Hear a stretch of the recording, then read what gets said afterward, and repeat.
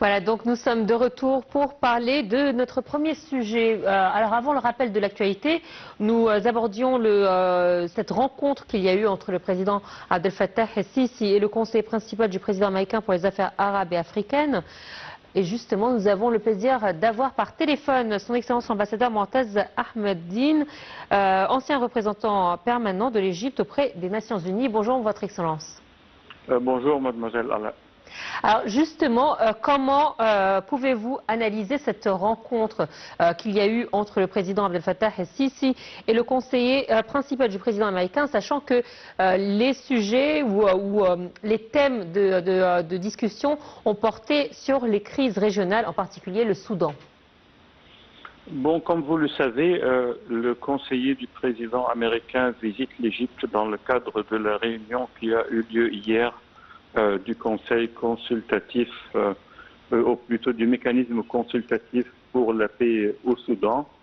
Alors c'était une opportunité pour échanger les points de vue avec les responsables égyptiens, bien sûr le président et le ministre des Affaires étrangères, sur les différentes crises qui ont lieu en Afrique, surtout bien sûr le Soudan, mais non pas seulement le Soudan, mais aussi la Libye, la Somalie et je dirais aussi le Yémen, parce que Boulos il est chargé des crises africaines et arabes qui ne sont pas prises en charge par Witkoff et Kouchner.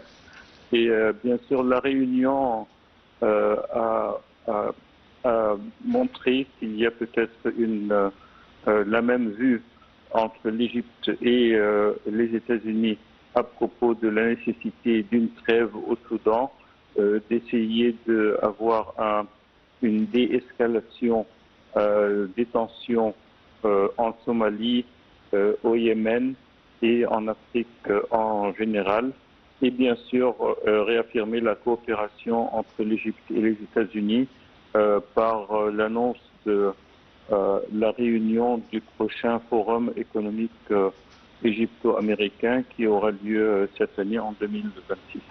Alors c'est vrai qu'avec l'actualité qu'il y a actuellement, on n'a pas l'impression que les États-Unis soient impliqués dans les crises régionales comme la Libye ou dans la Corne de l'Afrique. On la voit particulièrement très active avec les dossiers tels que le Venezuela et la Groenland. Mais est-ce que les États-Unis se soucient vraiment de la situation dans la Corne de l'Afrique?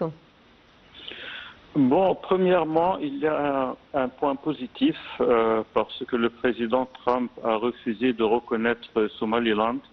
Ça, c'est important.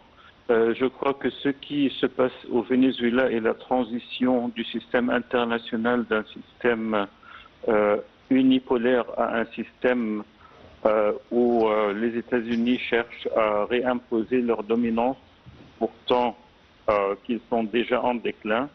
Et ce qui s'est passé au Venezuela a permis à l'Arabie saoudite de réaffirmer sa présence dans le Yémen, ce qui permet d'aborder les crises régionales d'une manière différente.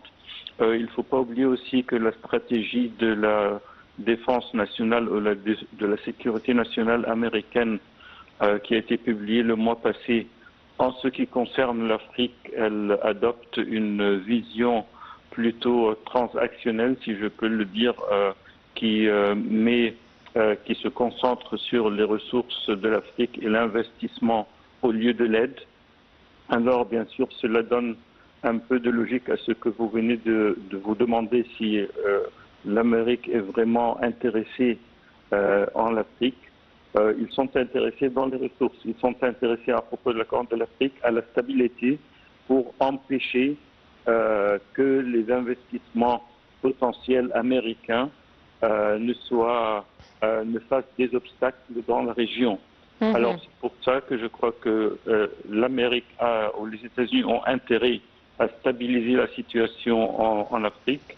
Qu'ils le peuvent ou pas, bien sûr, ça c'est un grand point d'interrogation parce qu'ils sont concentrés dans l'ouest de l'hémisphère vers le Venezuela, le Groenland comme vous avez déjà mentionné, peut-être aussi avec l'Ukraine et bien sûr régionalement avec la crise ou le conflit arabo-israélien qui se manifeste en Gaza. C'est ce que j'allais vous dire. Peut-être que effectivement la Corne de l'Afrique ne fait pas partie de ses priorités. Néanmoins, l'Égypte et les États-Unis ont des priorités communes sur le niveau régional. Oui, bien sûr, la stabilité de la région, mais là aussi peut-être je ne crois pas que les États-Unis avec Israël ont des priorités communes en ce qui concerne Israël. La deuxième étape du plan compréhensif imparfait à mon avis de paix à Gaza. Surtout que hier, par exemple, on a annoncé le commencement de la deuxième étape et aujourd'hui, comme vous le voyez, Israël a commencé à bombarder Gaza intensivement, à détruire les immeubles, l'infrastructure, et même Witkoff, l'envoyé spécial et l'ami proche du président Trump, avait un tweet hier qui portait la responsabilité sur le Hamas et non pas sur Israël, ce qui ne, à mon avis, ce qui n'est pas quelque chose qui nous pousse à être plus... Alors vous avez mentionné la deuxième édition du Forum économique égypto-américain qui est prévu en courant 2026. Quels objectifs l'Égypte poursuit-elle à travers ce forum? Bien sûr, l'Égypte recherche encore des investissements américains.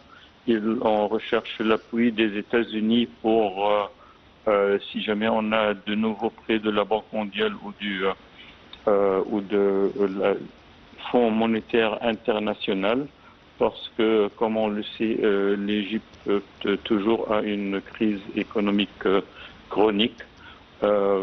Bien sûr, en ce qui concerne les rapports commerciaux, heureusement que le président Trump n'a pas imposé des tarifs considérables sur l'Égypte. Je crois qu'on a le taux minimum de 10% seulement. Mais bien sûr, on est à la recherche d'investissements, d'appui dans les forums monétaires internationaux et de coopération avec les autres pays de la région, bien sûr. Votre Excellence, l'ambassadeur Moataz Ahmadine, ancien représentant permanent de l'Égypte auprès des Nations Unies, merci à vous pour votre intervention de ce matin. Allez, on enchaîne avec